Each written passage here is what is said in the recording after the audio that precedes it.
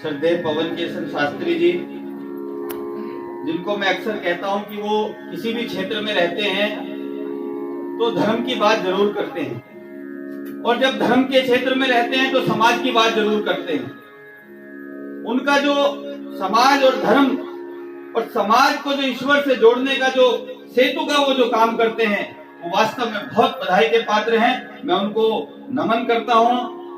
भगवान वासुदेव की वो कथा कर रहे हैं, निश्चित तौर पर ईश्वर उनको बहुत गति दे, बहुत तरक्की दे, बहुत उन्नति दे। उनके परिवार में भी वो अनेक परिवारों की शुभकामनाएं करते हैं, लेकिन वास्तव में हमें ईश्वर से सीधा अगर कोई जोड़ता है तो वो कथावाचक होते हैं।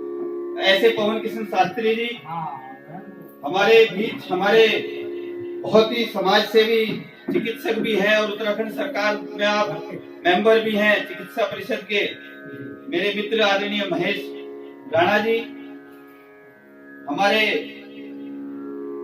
तेलू राम जी, जो कि भारतीय जनता पार्टी के अनुसूचित मोर्चे के जिलाध्यक्ष भी हैं और मेरे मित्र भी हैं, और उनसे भी पूर्व परिचय मुझे उनकी अर्धांगिनी से मेरा है, क्योंकि मैं भी उनके साथ कभी काम किया है एक राजनीतिक दल में, वो प्रधान थी उस समय पर। ऐसे हमारे पूर्व प्रधान जी, हमारे पीएससी रोड व्यापार मंडल के अध्यक्ष आदरणीय वीरेंद्र शर्मा जी, बाबू रामपाल जी, और जो लगातार हमें आपको मिलाने का काम कर रहे हैं, ऐसे उनका नाम ना लिया जाए तो कुलवंत चड्डा जी, वो जो लगातार इस रूप में काम कर रहे हैं कि हमें और आपको मिलाते रहते हैं।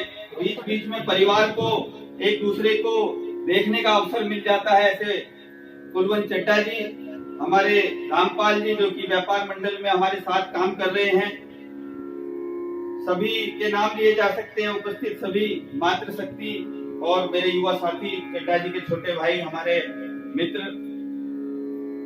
वास्तव में भागवत कथा में कोई बोलने का, तो चूंकि कथा का अपना एक महत्व होता है, कोई भाषण देने का विषय नहीं रहता, लेकिन चूंकि भागवत परिवार से भी हम जुड़े हैं, सुभाष नगर में भी हम जुड़े हैं, और सौभाग्य का विषय है कि हमारे बीच पवन किशन शास्त्री जी हैं, तो लोग अक्सर मुझे कहते हैं कि आप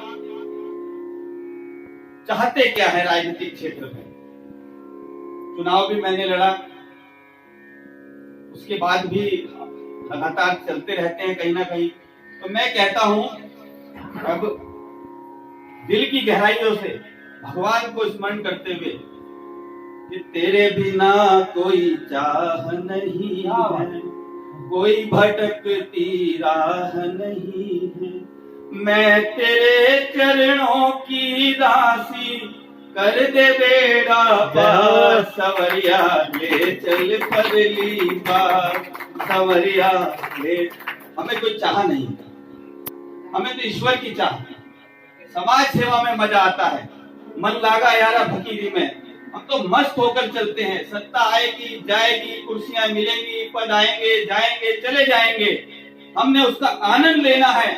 सृष्टि ने जब ये सृष्टि निर्माण हुआ और हमें मनुष्य बनाकर यदि इस धरती पर उतारा गया है, तो इस धरती पर ईश्वर द्वारा दी गई सभी तरह की योजनाएं, क्योंकि राजनीतिक क्षेत्र में तो योजना ही कहेंगे, उन सब का लाभ लेने का मैं और हम सब बिना किसी द्वेष के, बिना किसी राग के, बिना किसी राजनीतिक मतभेद के, केवल ईश्वर की दी हुई चीजों का अनुभव करें, आनंद लें। यदि हमसे समाज के लिए कुछ हो सकता है उसको भी बड़े मन से कर दें। यदि समाज से कुछ चाहते हैं उससे भी मांग ले, और सबसे न मांगे एक ही से मांग ले कि खुदा से क्या मांगू तुम्ही से मांगता हूँ, खुदा से क्या मांगू तुम्ही से मांगता हूँ, और शास्त्री जी तुम्ही से क्या मांगू तुम्ही को मांगता हूँ। तो हम ज्यादा चाह नहीं रखते, हम तो ठीक है जो ईश्वर ने दिया है। तेलू राम जी हमारे बहुत ही मुस्कुराते हुए रहते हैं हमेशा, ऐसे ही जीवन होना चाहिए।